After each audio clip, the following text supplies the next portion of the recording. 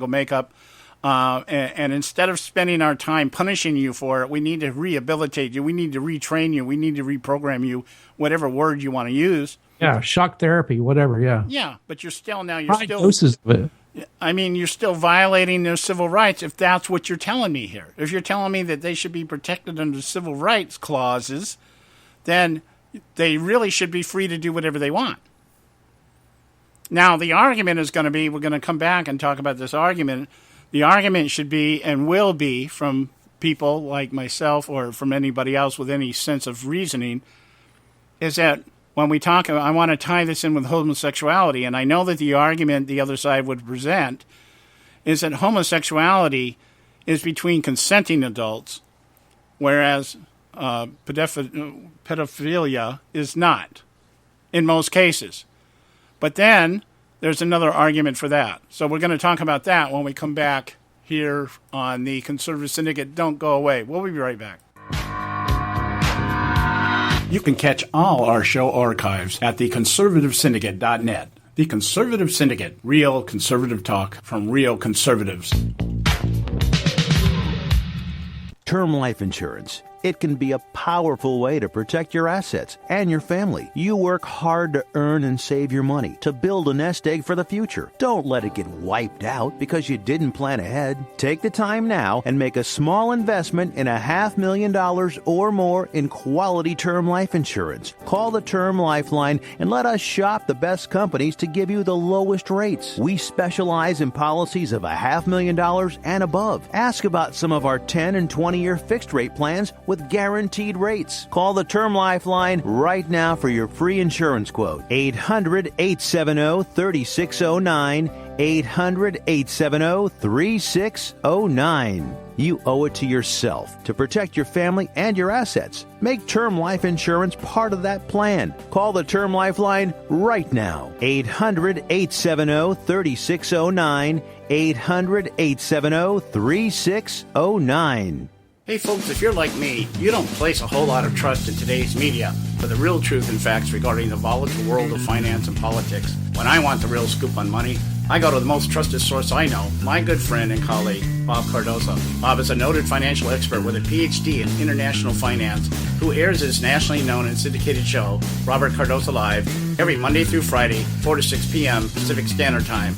With Bob, you'll get the right information at the right time, firsthand, from someone who knows his business and can help you make the right decisions concerning yours. Bob airs live every Monday through Friday from 4 to 6 p.m. Pacific Standard Time on blogtalkradio.com/Robert Cardoso Live, or you can choose any one of his archive shows at blogtalkradio.com/Robert Cardoso Live. That's blogtalkradio.com/Robert Cardoso Live. For complete and honest commentary on politics, finances, and culture, check Bob out. You'll be glad you did.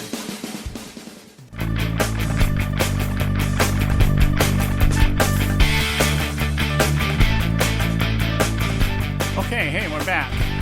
Right here on the Conservative Syndicate, and we're glad to have you with us tonight. And myself, John Matthews, and Joe Hakos from Drive Report, my co-host, we've been talking about pedophilia.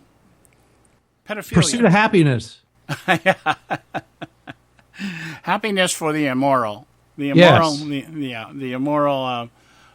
There's a movie out there, something about the sunshine, something or other. For some reason, that was popping in my mind.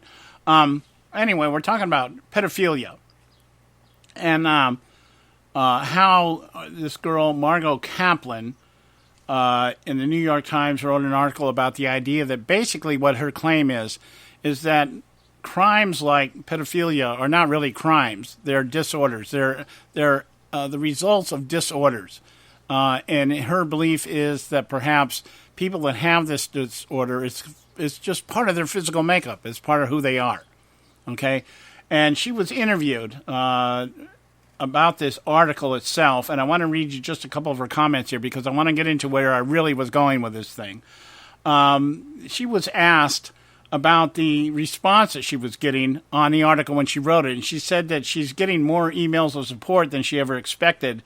She said, I thought 95% of the people that would write in would be negative, but I've gotten so many positive ones.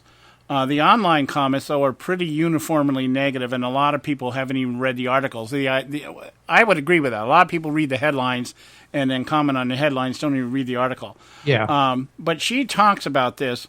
The question is asked to her, but are you basically saying, let's take it easy on pedophiles? And she says, well, what I am not saying that about sex offenders. She says, well, but I am not saying that about sex offenders. I say that they remain responsible for their conduct. We need to treat pedophiles before they offend. Okay, so we're going into preemptive treatment. We need to identify. So pre-crime. Yeah, we need to identify. Now, again, if this is a civil right, then are we not guilty of profiling if we do such a thing?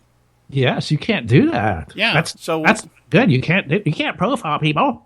Yeah, so if you can't profile somebody based on their race or their color, then you can't profile somebody based on their sexual orientation or lack of orientation. Yeah, if the guy's just hanging out at the park trying to give little kids candy out of a bag, wearing nothing but an overcoat, that might be a clue. Yeah. So here's what it is. Here's where I'm going with this. Everything she's presented here in her article is an argument for the idea that something that society as a whole has always thought to be immoral and a crime is not really a crime. It may be immoral, but it's not a crime because the makeup of the person that commits the acts really can't be held responsible for it because of the fact it's part of who they are. It's in their DNA, it's in the genes, it's in their psychological profile, however you want to dance around with that, okay? But the point I'm getting at here is this is exactly the same argument that is presented with homosexuality. Homosexuals today say that they don't choose to be homosexuals, they are born homosexuals. God somehow messed them up. Somehow he got it wrong and gave them that too many Y chromosomes instead of X chromosomes. And even though they have the ability to grow testicles and a beard, they're not really men, or vice versa. Okay, they can grow breasts and whatever else women grow. But the point being is that, well, then if this is a disorder, as this woman is claiming, then based on all the other sides of her argument and all the other conditions, then is homosexuality not also a disorder? What do you think, Joe? Well, that's what they would like to. That's what they would like it to, I think, be perceived. I think that's what ultimately they'd like it to see, because I don't know if they're going to be able to continue down the path they're going. Of course, the legal system is allowing it to have the form that they have so far, but this deviant behavior is worse than that, because, as you said, there were two consenting adults. Well, you got two consenting adults that want to go ahead and rob a bank. Well, they made up their mind to do it. But when you have a small child being brought into the picture, you don't have a child going, hey, old guy, let's go rob the bank. Okay. See, that's normally what a normal, reasonable person would say. Okay, well, homosexuality is between consenting adults. Pedophilia is not. Well, what my point is, though, is if you're going to start to do it, if you make it a disorder, then it's a medical condition. Then as a medical condition, they have all these other rights placed upon them. You can't discriminate against them to get a job. You can't discriminate them for getting treatment. You can't discriminate them if they're in a session saying, I really like the little boys over there, I need to go get it. They can't. So they have many more rights for protection if you do it that way. So you would discriminate against a pedophile by hiring him to teach in a preschool, because his condition shouldn't be considered in terms of his employment. In fact, it's not supposed to be considered. Yeah, it's not supposed to be. Because they have the Employment Non-Discrimination Act. Right. Okay, so now you're not even allowed to think about that. Okay, now let's take it a step further here, because this we see today in society, in our school systems, the condoning of gender preferencing the tolerance teaching of homosexuality. We have out here in California, the AB 1266, perfect example, that children can go into a school any day of the week and decide what sex they are.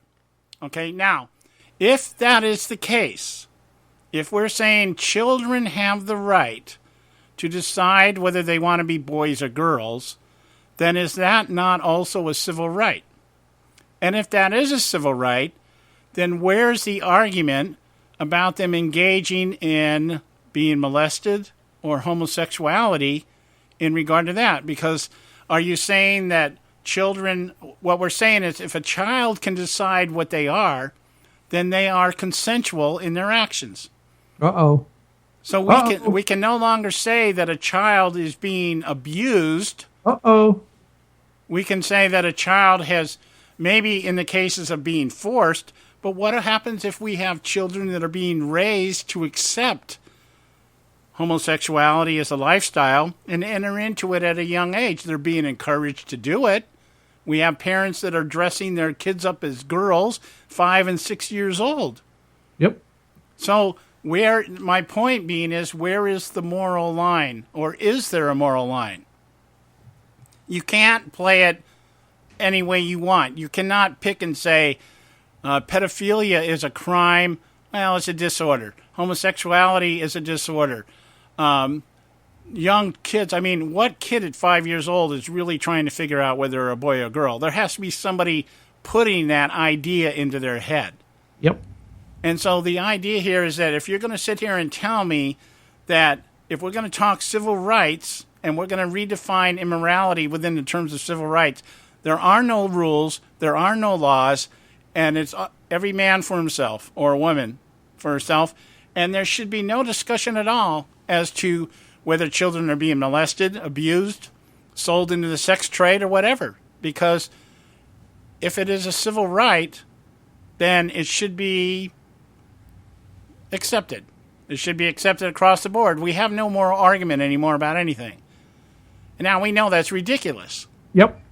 You know? But the point being is that the homosexual movement and I'm going to call it the immorality movement, because homosexuality is just part of that. You're talking about people not wanting to honor the sanctity of marriage. You want people that actually want to marry their horse. We can go across the board here. Married her dog over in England. Yeah, this move into the immoral as being acceptable and being quote unquote a civil right is leading us right into Sodom and Gomorrah, if we're not already there. Yeah. And we all know what happened to Sodom and Gomorrah. Yeah, it didn't turn out so well. Yeah, and guess who did that? The God you think that accepts it is the one that did that. Yeah, he kind of took a dislike to it. Didn't think it was very cool. Yeah. So, anyway, we're coming up on the close of the hour. I really didn't expect to spend that much time on this. I thought but anyway, it was worth talking about. That's what makes this show so different, John. Sometimes we talk about other stuff, and this is one of those times. Hey, anybody can be talking about Hillary right now, and we all know what's being said and done anyway. I know. She got a new hairdo. Did you know that? Huh? She got a new hairdo. Oh, really? Yeah, that's what she said anyway. Oh, she's changing the color of her pantsuits? I don't know. Maybe they're a little whiter. I don't know. You can start seeing her come out in lighter colors. You know, one thing I did notice. Well, it is spring. They had Chelsea on the news this morning talking about what great-grandparents her parents are. And I thought it was really funny. We'll leave the hour with this comment. She was talking about how good Bill Clinton was at changing diapers. And I thought, well, you're talking about somebody who's handling crap every single day of his life. Yep. I mean, he should be able to do this with his eyes closed. Swallow it. Yes. Anyway, guys. Happy Bill. We're coming up on the hour here. Edward's Notebook coming up, and going the second hour. Ron Edwards will be joining us next hour. We're going to talk about the evolution of American foreign policy. So stay with us right here on the Conservative Syndicate. We'll be right back.